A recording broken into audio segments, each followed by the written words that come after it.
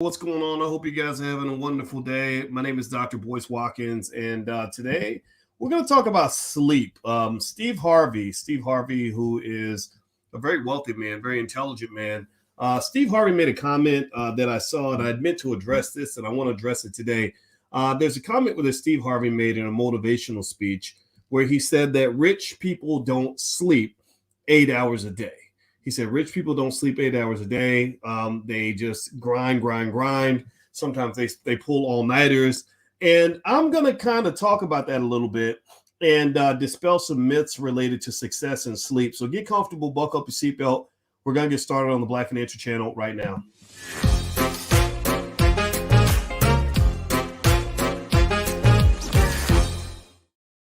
Hey, what's going on, guys? Welcome to the Black Financial Channel. That's theblackfinancialchannel.com. My name is Dr. Boyce Watkins. I am your friendly neighborhood finance professor. On the Black Financial Channel, we believe in Black wealth and Black economics, and we talk about Black wealth all day, every day, sometimes as much as 10 times a day under one condition. The condition is that we are Black first. You ain't got to be Black to be here, but we are representing the Black community 100%. We do not apologize for any of that. So if you're not Black and that offends you, then you should probably get to stepping because this ain't going to work out for you.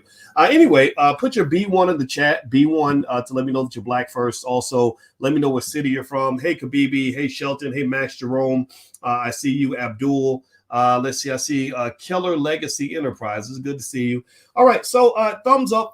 Hit the thumbs up button. Also, make sure you subscribe to the channel. Hit the notification bell. The notification bell is very important because that's how we can notify you when we go live, because, you know, they sometimes try to shadow ban brothers that get too Black on the internet. And also, I want to remind everybody, just, you know, there are fake Boyce Watkins accounts out there, and I don't want you to get taken. So make sure that if somebody reaches out and they're giving you their WhatsApp number or trying to inbox you, just know that that's not me. I do not do that, but they're on every platform. I cannot stop them. So just watch out for the scammers because they're pretty bad. All right. So how many of you, give me a yes or no, I'm asking a yes or no question. How many of you have heard that really great motivational speech from Steve Harvey, where he basically explains that I think he said rich people don't sleep 8 hours a day? Give me a yes in the chat if you've ever heard that statement. Shad from Philly, have you heard that statement? Give me a yes. Rashawn, have you heard it? Kabibi from Detroit, who's heard that statement? Corey says yes. Okay. Janine says yes. Give me some more yeses or no's if you haven't heard it. Give me a no. I want to see how many of you have heard the same thing I heard. It's a really popular viral video. Steve Harvey is a great speaker. Steve Harvey is very motivational. Steve Harvey is very, very rich. And so, that gives some credibility to his advice. He worked very hard to be successful. He's from the old school. And I like that about him. I like the idea that he has certain principles of manhood that I definitely align with. And his goal is to mentor people. And I just respect that, so shout out to Steve Harvey. Even if we disagree on some things, I really think overall he is, he's better. He's good for the world, right? In his own special way. Now, here's what I want to kind of get into, though. I want to kind of, and I'm actually trying to find that quote. I want to specifically quote Steve in terms of what he said, and then we're going to start from that. All right, so let me see. Here we go. Steve Harvey. Okay, he says, rich people don't sleep 8 hours a day. That's a third of your life. They ain't but 24 hours in a day. I'm going to try to use my Steve Harvey voice. They ain't but 24 hours in a day. You cannot be asleep 8 hours a day. So he said that to Oprah Winfrey, and he said that basically if you're sleeping 8 hours a day, you're sleeping away 1/3 of your life. Now, here's what I can agree with. Steve Harvey is saying, look, you got to grind to be successful. Okay, cool. You can't waste time. Get it. Right on. I agree 100%. I mean, in a third of your life, let's do the math real quick. I taught math, so I should be able to do this math in my head. But let's take 8 hours a day. 8 hours a day times 7 days in a week is 56 hours in a week. So 56 hours over the course of a 52-week year. Let's do a rough estimate about what's that? Is that 2,600 hours a year? 2,600 hours a year. It's 26,000 hours in a decade. That's about 100,000 hours over a 40-year period. Or if you live to be 70, then you would almost not quite double that, but go to about 170, 180,000 hours. That's a lot of time. That's a lot of time. I mean, man, how cool would it be if we had that whole 180,000 hours available to grind with? And here's the scary part. This is one of the reasons why I warn y'all about the corporate plantation is with the corporate plantation, you give even more than 8 hours a day to the corporate plantation. Like, think about it. If you work 8 hours a day, most people don't even work 8 hours a day. They work like 9 or 10 hours. But let's say you work 8 hours a day. You spend 1 hour getting ready for work and getting to work, another hour coming home from work. So that's about 10 hours a day. Really, it's more like 12. But let's say it's 10 hours a day, 5 days a week. That's 50 hours a week. 50 times 52. That's about 2,500 hours a year. That's about 100,000 hours over the course of your life that you spent at a job, right? So 1/3 of your life you spend in sleep. The other third of your life, at least a third, you're spending at your job. Tell me, are y'all processing what I'm saying? Give me a yes if you get what I'm saying, if you can understand how depressing that is. Just that thought that literally you're losing a good 2/3 of your life before you even get a chance to even enjoy anything. You spend more time at your job than you spend with your kids. You spend more time at your job than you spend with your spouse. You spend more time at your job than you spend with other Black people. You spend more time at your job with those pasty SOBs who treat you like the N-word every single day. Because why? Well, because nobody left you an inheritance. Nobody taught you economic literacy. Nobody taught you nobody started investing for you in the stock market when you were a kid. Because if they had, you'd have $250,000 in the bank, which means you could quit that job, but you can't. You can't, because people just left you with nothing. This is why financial literacy in the Black community is so important. And this is why we're not going to do that to our kids. Give me a yes in the chat before I move on. Give me a yes in the chat if we can agree that we're not going to sell our kids into corporate slavery. Give me a yes in the chat if you promise me that you're going to do your best not to set your kids up for really the gulag. Like, that's the gulag, the corporate concentration camp. That should be the CCC, the corporate concentration camp, is where they get you locked down because you ain't got no inheritance, no wealth, no financial literacy, no business, no side hustles, no other streams of income, and a pile of student loan debt. Kaboom, you a slave, man. You are a slave. You're not Kunta Kinte style. Kunta Kinte was a different kind of slave. That was a more brutal form of slavery. We know that. Shout out to our ancestors and their sacrifice. But slavery is basically when you can't do what you want to do, right? I know 45-year-old people who have to ask permission to go to the bathroom. Like, that's got to be so. That's very degrading, right? I'm not making fun of you. It's what it is, right?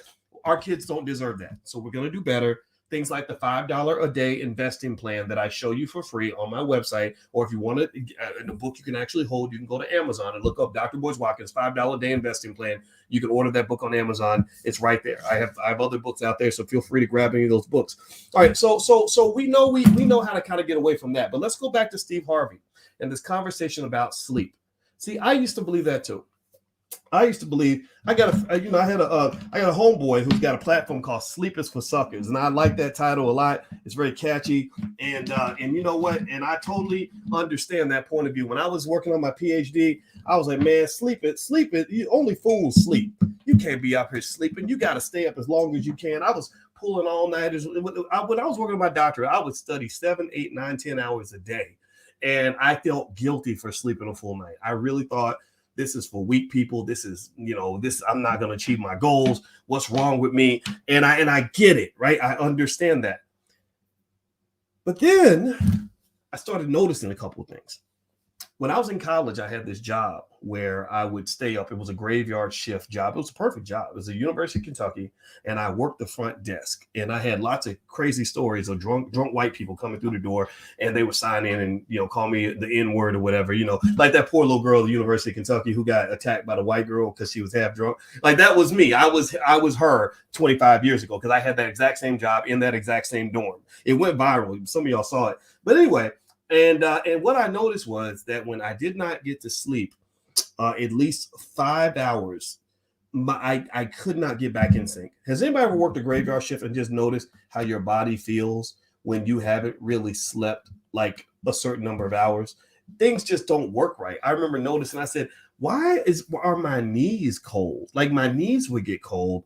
My nose would be cold. I would sneeze a lot. I would catch colds. I would sweat for no reason. I didn't understand. I was like, my body feels like I'm just dysregulated. I just don't understand. But at the same time, I was a young squirrel trying to get a nut. I was out here trying to hustle, trying to be somebody in the world. So I was like, okay, I got to fight through it. You got to fight through it. You got to fight through it. And my perspective has changed, right? I fought through some of it. I achieved a lot of goals. But as time went on, I'm going to tell you the truth. I started getting to the point where I said, man, I'm not going to miss no sleep over this. I can't do that, because when I was missing sleep, I wasn't happy. I felt like absolute shit. It just wasn't fun.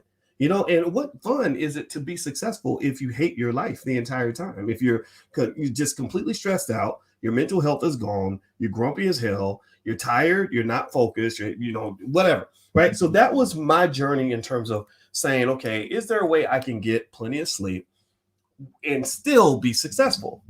Well, I can proudly tell you that for the last 25 years, I not only sleep 8 hours a night, I take at least one nap every day, maybe two. In fact, if they offered me a job, I kid you, I promise, I put this on a stack of everything. I put this on everything. I put it on a stack of Bibles. If somebody offered me $20 million a year to take a job, like let's say I got let's say it's 7 to 8 million. Let's like Dion. Let's say I got the job in Colorado or something, right? Whatever. And they said, but the only requirement is that you got to come to work every day, and you have to miss your afternoon naps, and you might have to work with white people every day, some of whom are going to be pretty nice, but some of whom are going to disrespect you because you're black. I would say absolutely no. Hell to the no. And the reason I wouldn't do it is because, one, I want my afternoon nap.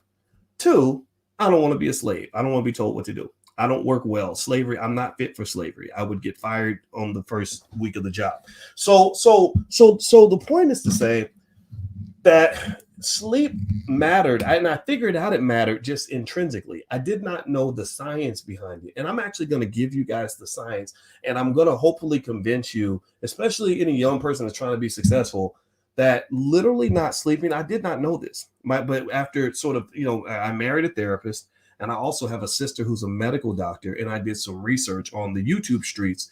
And let me just tell you, not getting enough sleep, it doesn't just make you feel bad. It will actually kill you. It will actually kill you. It will actually kill parts of your body, like stuff like cancer and all that stuff is linked to a lack of sleep because your body is supposed to sleep. Now, before I do all that, if everybody could do me a favor, please hit the thumbs up button, thumbs up, share, and subscribe. And my website is boycewatkins.com. And I wanted to mention to you all, Julian Gordon, who is an absolute mastermind at multifamily real estate, is going to join us for an event called the Emancipation Equation. And it's totally free. For anybody that wants to get started in multifamily real estate, Julian is Mr. Multifamily. He's the best on earth at this. He's our dean of real estate in the Black Business School. He's a brilliant brother. He went to UCLA, and I believe he went to Stanford also for grad school. And he's super smart, and he's super good, and he controls millions of dollars in real estate. He's going to join us in the Black Business School on Friday. I told y'all, we bring y'all the best of the best for a fraction of the cost, and this event is totally free. So if you'd like to join us on Friday for that event, just go to my website, go to boycewatkins.com. If you're watching on Instagram, you can hit the link in the bio. It's totally free. Join and bring your family. Real estate is one of the three, almost like the holy trinity of wealth. There's real estate, stock and bond investing, and also entrepreneurship. Those are the three things your children should understand before they turn 18. So if you want to bring your kids, and we're going to meet on Friday night at 8 p.m. So join us. Just go to boycewatkins.com and you can join. You can register for free. Okay. So here's what we want to get. So we're talking about Steve Harvey and this quote about not getting enough sleep. And a shout out to Steve. Steve is a grinder. He's a hard worker. But I'm going to challenge this assumption a little bit. And so here's one thing I want to read to you guys. I read, if you quickly Google, according to the National Institutes of Health, what are some of the effects of a lack of sleep? And as I read each one, I want you to give me a yes in the chat if you know a black person or a white person, because everybody ain't got to be black. Just so y'all know, we don't hate nobody. We ain't got time to be hating people. If you know somebody who suffers from any of these ailments, okay, y'all ready? Okay. So according to the National Institutes of Health, sleep deficiency can be associated with heart disease. Give me a yes in the chat if you know any black person who has struggled with heart disease, had a heart attack, whatever, or maybe even, not stroke. I guess that would, I don't know if that could be connected to heart disease. Anybody know a black person that struggled with heart disease, maybe had a heart attack, something like that? Okay. Kidney disease. Anybody know a black person that's had kidney failure? Give me a yes in the chat if you know a black person whose kidneys did not do what they were supposed to do. I know somebody just this week, a 30-something-year-old relative of mine announced that his kidneys have failed, and we're very worried about him. How about high blood pressure? Anybody know any black people, anybody in your family, your friends, anybody that is struggling with high blood pressure. That's probably damn near everybody. Half people in this chat probably deal with high blood pressure. I've battled high blood pressure. Okay. What's the all right? Anybody know? Give me a yes if you know. These are all associated with sleep deficiency. Okay. This is the whole idea, like you don't sleep is for suckers kind of mindset. Okay. So let's see. What's another one? Anybody know a black person struggling with diabetes? Diabetes. Any diabetes? Anybody know a black person who got diabetes? They probably make about 10 billion a year selling diabetes medication just to black people alone. Just to black people alone. Because they get you hooked on that sugar early, man. I didn't even know until I got older how deeply sugar is linked to cancer. Like, that scares me, because we've been on that sugar crack pipe since we was 4 years old, in the projects, drinking Aunt so-and-so's delicious Kool-Aid, right? All right, so let's see. What else? Give me a yes or no. Obesity. Anybody know any obese black people? Anybody know somebody that struggles with obesity? Or if you struggle with it yourself, you can put a yes in the chat. These are all symptoms of a lack of sleep. Does anybody know? The last one is depression. Does anybody know any black people that struggle with depression? Give me a yes or no if you or someone you know has struggled with depression or any related mental health issue. Okay, so let's circle back. Let's make this like kind of a full circle kind of thing. And this is my point. And my point is not to sit around and say Steve Harvey is a dummy. I'm not saying Steve Harvey's a dummy. He's not a dummy. He's very smart. He's very smart. But also remember, Steve Harvey he's not a medical doctor. You got thousands of black medical doctors that you ignore because we listen to the entertainers a little bit too much. I think the entertainers should have their voice for sure. White people put them on a big pedestal and everyone hears them. But remember, you've got millions of really intelligent black people who have a lot of skill that should also be listened to. And I just will have to stop, draw the line. I made D.L. Hughley a little bit upset. I heard he said some things about me on his radio show. I didn't even listen. I don't listen to banter like that. But D.L. got a little bit upset because I said that I don't think D.L. Hughley is qualified necessarily to be a primary spokesperson for black people on political issues. Now, if we were having Kings of Comedy Part 2, he should be on stage, not any of us, because he's a brilliant comedian. I mean, he's really that good. He's good at what he does.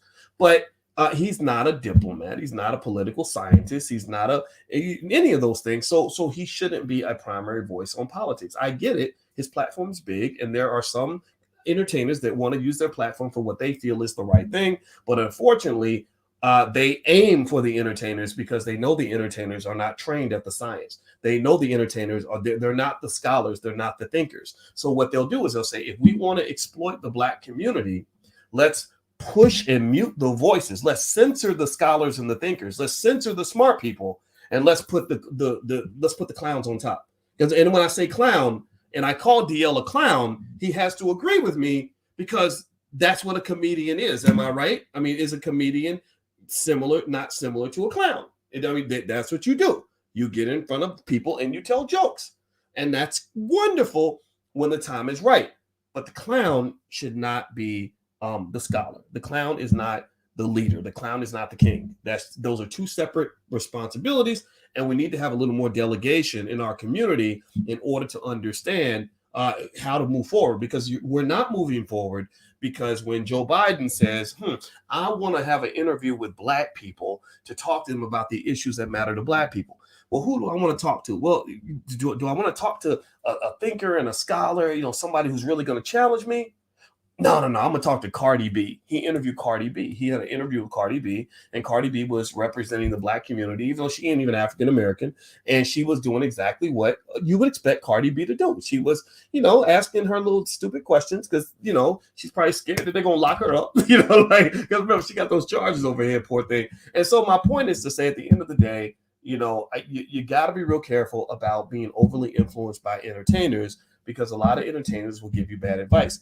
Entertainers, they give all kinds of it. They give financial advice, they give therapy advice, they give medical advice, and when it's the wrong advice and you end up dying, or your life goes to shit because you're listening to the wrong people, well, you have to step back and ask yourself, was I getting advice from the expert, or was I getting advice from somebody who just got put on a big platform? Because think about it. Would you ask me, if you're trying to become a professional comedian, would you come and ask me to show you how to be a professional comedian? What would happen if I tried to teach y'all how to be a comedian?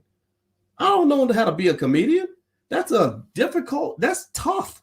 That's hard to do. Remember when D.L. Hughley was on Fresh Prince a long time ago, and Will Smith thought anybody could just be a comedian, and he went on stage and told a bunch of jokes, and he totally flopped. Anybody remember that? Anybody remember that episode? And D.L. came in and showed him how to do it and said, this ain't just something you could just wake up out, roll out of bed and do. And that gave me respect for what he does. So I respect the skill it takes to go tell jokes and to be a comedian.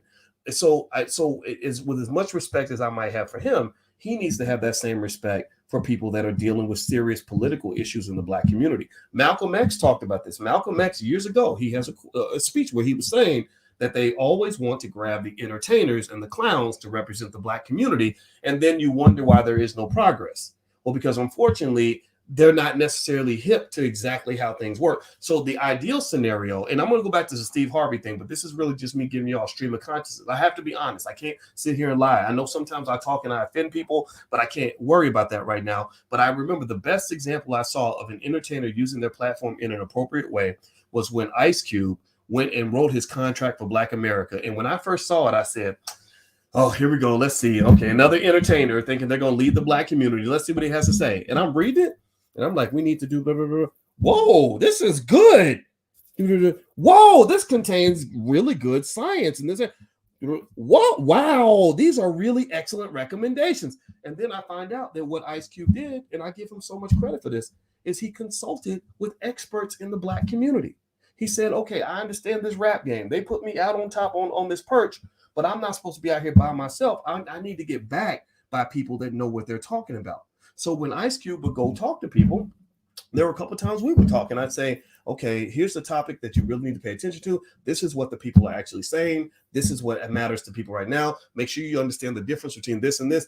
And then he'd go and use his platform and literally lay it out in a beautiful way. And I would say, that is so great. That is so awesome. You know, so entertainers can play a role, but they don't need to take over the whole game, because when they do, they mess things up. They destroy entire movements. Nick Cannon came out and tried to get super gangster with the Jewish community, and they slapped him up like a little punk.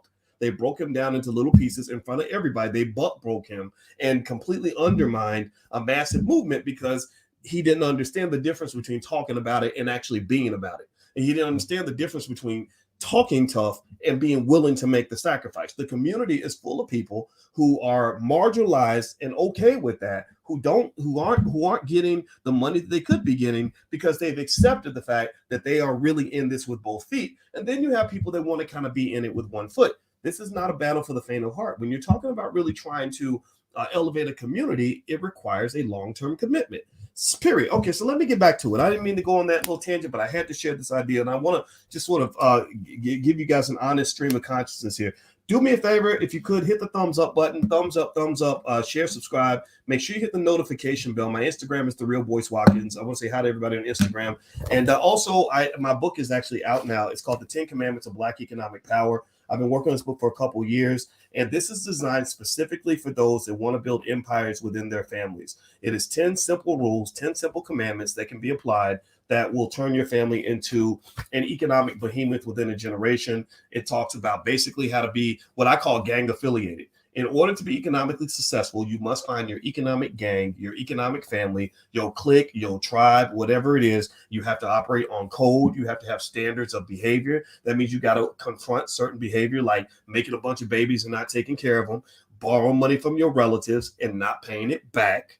You can't do that. You have to deal with people that want to be dead weight on the family. You got to deal with a lack of commitment to educational progress. You have to deal with a lack of commitment to economic intelligence. We have to deal with all these things. So this book gives you a simple blueprint. It's designed to be easy to read. It's 200, how many pages is this book? About it's not even 200 pages, literally. So feel free to go take a look. It's out on Amazon, or if you want to just go to my website, it's drboycebooks.com, and you can check all around it, drboycebooks.com. Okay, so let me kind of talk about a couple more things with Steve Harvey. We're talking about Steve Harvey's quote about sleep and that rich people don't sleep 8 hours a day, and I kind of challenge that a little bit because, you know, I'm not as rich as Steve Harvey, but I'm not broke. I have a lot of investments and all that. I sleep my ass off. This morning I slept 8 hours a day, and I'm about to leave y'all and take a nap in a minute. I'm a sleeper because sleep actually wakes my brain up. Sleep makes me feel good about the world. Sleep makes sure that when I am up, my time is productive. And one of the rules that I also apply that has really helped me a lot, because remember, I had to juggle a lot of stuff. When I was working on my PhD, they'll literally do crazy stuff to you in a PhD program. You have no idea. Like, I was literally sitting next to the most brilliant students on earth from China and Russia and all that. So they'll do something like, they'll give you a whole book and be like, you're going to get tested on this book on Friday. Like, or in 2 days, you got to know everything in this book. And it's not possible sometimes. Like, you're just trying to figure out, how do I do all this impossible stuff? So I understand being under that pressure where you feel like you can't sleep. And so one of the things that I actually learned to do is one thing I do, for example, is I take my day and I break it into these like 20-minute blocks. These 20-minute blocks, and I account for what I do with all my 20-minute blocks. And I budget them just like you budget money. Right. I say, okay, I got 20 blocks to work with, 20-minute blocks to work with, 20, and I'm going to do 20 things today that are going to improve my life in a certain area. And then what I also do is I limit the things that matter to me. I have 5 things on a list every year that I make that are the most important things in my life. These are the 5 things I take care of no matter what. So it might be running my business, taking care of my health. You know, me and my wife are into a fitness thing. We're trying to really get in shape. So health is important.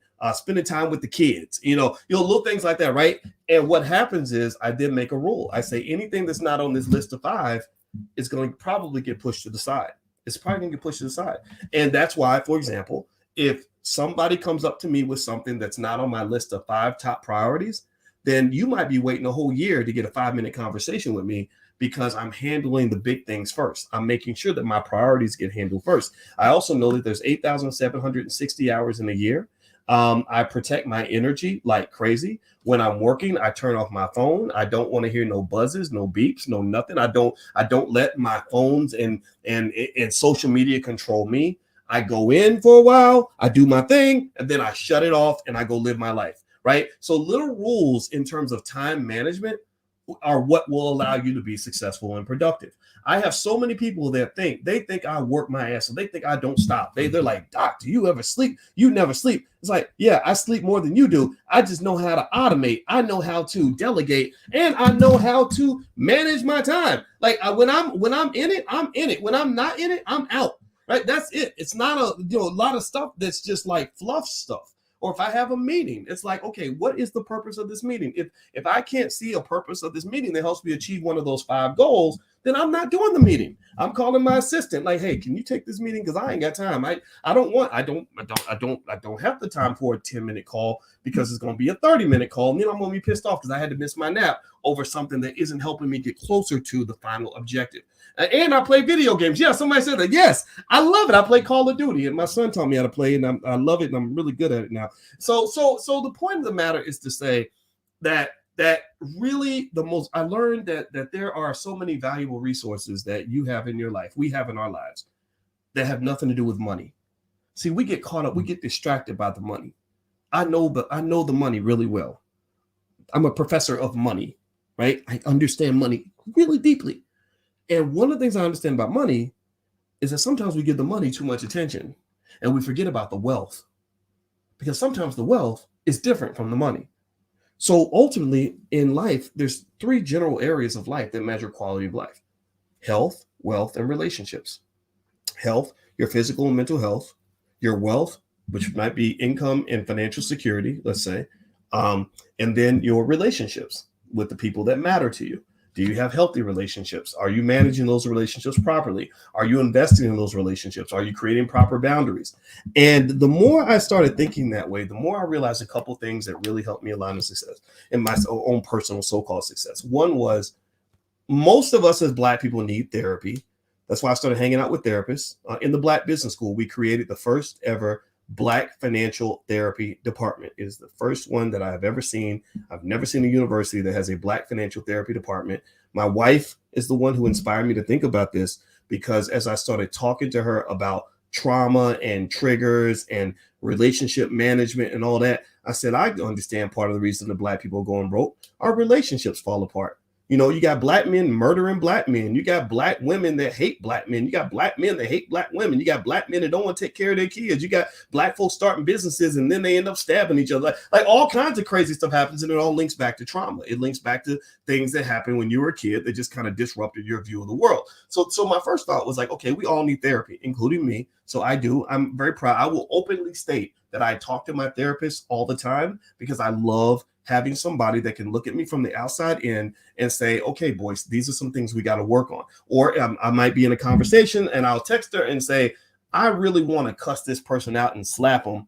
Can you help me find a better way to handle this so I don't ruin this relationship? Like we all go through this, right? So if you don't have that outside entity kind of helping you see yourself in a different way, then you're going to keep making the same mistakes over and over and over again. So as a good business investment for you to make right now, if you have the bread, is get yourself a damn therapist so you can deal with all the crap from your childhood that's making it hard for you to do basic things like get along with your husband well enough for you to build a business together, or for you to be able to connect with your kids in an appropriate way, or for you to be able to start something with other people and make that work. The second thing I realized is that time management is everything. Like the best thing I learned when I was in college, I realized that's when I found that I was pretty good at time management. I started when I was 19 years old, and I started by figuring out that there's 167 hours in a week. Is that right? Is that the number? Like 24 times 7, is that 167? Did I get that number? 168. I'm sorry. There's 168 hours in a week, right? So I was trying to figure out how to do well in college because I didn't belong in college. I had terrible grades in high school. And a lot of people will flunk out of college because they would just party and stuff. So I thought that going to the parties would cause me to flunk out. So I didn't want to go to the parties. But then I realized it wasn't the parties that caused people to flunk out. It's that they weren't doing anything in between the parties. Like they would go to the parties and they wouldn't do any studying in between the parties. So because I remember doing the math, I was like, okay, there's 168 hours in a week. I could sleep 8 hours a day. That's 56 hours of sleep time. That's 112 hours left. If I go to class, say 15 hours in a week, 112 minus 15 is 97. If I work a job for 40 hours a week, I work a full-time job, by the way, full-time job. I still got 57 hours left. That's 57 hours I can totally waste. But that's literally like 8 hours a day I could just throw away. And like I could sleep, I could watch TV, I could hang with my girlfriend, I could go play basketball. I could do everything. I could go to every single party on campus and still do well in school. I still have 57 hours to knock out my studying and still live my life, right? So when I saw it that way, it got me to the point where I started budgeting my time. And that same time budgeting system that I used at 18, 19 years old is the same one I use now. I still use that same type of system. And because once you realize how much time you have available to do all the things you have to do, and then you realize how important it is to shed off the fat, get rid of the BS that you're wasting your time on, you'll be amazed at how productive you can be, right? So that time management, time awareness is just like money management. It's the exact same thing, except time is more valuable than money, because once you lose time, you never get it back. Like a lot of y'all feel like, okay, I'm young, I got the rest of my life ahead of me, I'm 25 years old. No, I was 25 too. And then you'll be 35, and then you'll be 45, and then you'll be 55. And what will happen is that time will never go backward. You will never, ever hit an age where you start getting younger. Every step, every time you move to the next stage in life, people are going to look at you. One day you're going to hit 35. They're going to start calling you ma'am and sir, and it's going to freak you out. And then you're going to hit 45, and you're going to have adult kids that act like you were never young. And then you're going to hit 55, and then people are going to send you AARP shit in the mail, and you're going to be like, what the hell is this? I'm not supposed to get this. And then you get older, and the next thing you know, everybody around you starts dying and getting cancer and stuff like that. And then it's over, game over. So you can't waste time. You can't waste time. So I'm not one to agree with what Steve Harvey says about not getting sleep. I think that's fine. I think you should sleep as much as you need to. Sleep until your body tells you to wake up. But where I will get on board with the hustle energy that I respect Steve Harvey for having is I'm just here to tell you, man, you cannot waste time. You cannot waste time. You can't even waste today. If you do use time, it's got to be an investment. It's got to be something that's going to help you become more efficient or get closer to that goal that matters to you. It doesn't have to just be financial. It could just be relating to your kids or whatever. But literally, when I'm thinking about my time, I protect that time My most valuable resource is not the money in my bank account. And I got a little bit of money in the bank account. I got some money. No, my most valuable resource is my time and my energy and all these things that money cannot buy. So do not put yourself in a position where you're falling for some of this nonsense that's out here. There's a lot of stuff. I'll give you a concrete example. This is me telling you the truth. Do you know how many YouTube videos have been made about me in the last like 10, 12 years? Do you know how many people there are people who have built entire YouTube channels basically saying, I hate Boyce Watkins, and Boyce Watkins is a bastard, and he's saying things that they don't know nothing about, whatever. Literally. Guess how much time I have spent watching any of those videos? I don't even watch 30 seconds of it. I don't watch 30 seconds of it. Because number one, I don't want to get triggered. If somebody's sitting there telling lies about you, it'll just make you mad. And then number two, I know it's a waste of time. It's drama. It's BS. It's stupid. Okay. You're making your money. Good for you. I'm not even, no. So when I'm on the internet, I'm using the internet to accomplish a goal. I'm either on the internet achieving the goal of figuring out how to run a better business, or right now I want to be an airplane pilot. I have that goal. So I'm on the internet watching airplane pilot videos all day so I can be a good pilot and not get killed. Or my goal might be just to relax. I'm a football fan. I watch all the NFL games on YouTube because they condense them to where they're 12 minutes because I don't want to waste time watching a whole football game. That's the only time I'm on the internet. Or watching financial news. I'm keeping up with what's going on in the stock markets and all that because I'm about my investments, my bread, and my legacy, and taking care of me, my wife, and kids. I ain't got time for these fools. I'm not going to sit here and watch some rapper talk about how he shot somebody last week and got 14 babies mamas. That's not of interest to me. None of that is. So what I would just say to you is figure out who you are, what you want, and what matters to you, and get a system and a process that really works for you. And to hell with the rest of the world. The more you try to become extraordinary, the more you may not fit into certain spaces. And that's okay. It's okay to be an alien. It's okay to be a little weird. Just switch your circle a little bit and find other people that are weird like you, weird in the same way, who are high achievers just like you, and they will propel you to do bigger and better things. Don't waste time trying to explain all this to people who just ain't going to quite get it, or who are going to think you're uppity for trying to help them out. All right. So that's my 2 cents, man. By the way, there's something that you can have for free. If this kind of thing interests you, there's actually something. I did create a whole life class, and but we decided to make it free because I want everybody to learn this stuff. And it's called blackkeystogreatness.com. And there's no price on it. Like, it's totally free in the Black Business School. And literally, Black Keys to Greatness is literally kind of a brain dump where I wanted to lay out all my strategies for success because I had a whole system, and it's worked. When I was at the University of Kentucky, I was the number one Black student. I don't know about the white students. I was the number one Black student on the campus for 4 years when I was there. I had the highest grade point average of all the students on campus. And not only did I have the highest GPA, but I worked a full-time job. Sometimes I'd have 2 jobs. I was always on the basketball court. And I also, I would take extra classes. Like, I wouldn't just take 15 hours or whatever. I wanted a challenge. So I would take 21 hours, 26 hours, whatever, right? And people didn't understand. Nobody could understand. How in the world do you find the time to do all this, like, and make such good grades? And they didn't understand. I figured out the secret to time management. If you get time management mastered and time awareness and consciousness down, you'll blow people away by being incredibly productive, and they won't understand how you're doing it. It'll look easy to them. You'll make it look easy. So learn how to manage your time. That's my message for today, and that way you can sleep your 8 hours and still be good.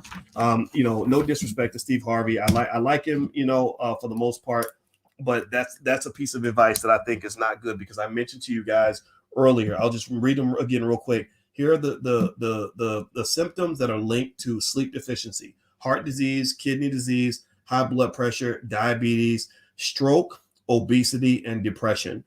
I don't want you to have any of those things, because you remember, life is about health, wealth, and relationships for the most part.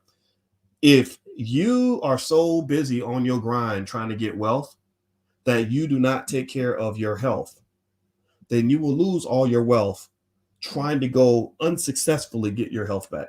You won't get it back. Once you're that sick and you're messed up from all these ailments, you ain't gonna get it back. They'll just give you a bunch of medication, expensive medication, to manage it, so that you don't die as quick as you would otherwise. But your quality of life will disappear. You'll never go back to how you felt when you were young and free and 22 years old. So just keep that in mind.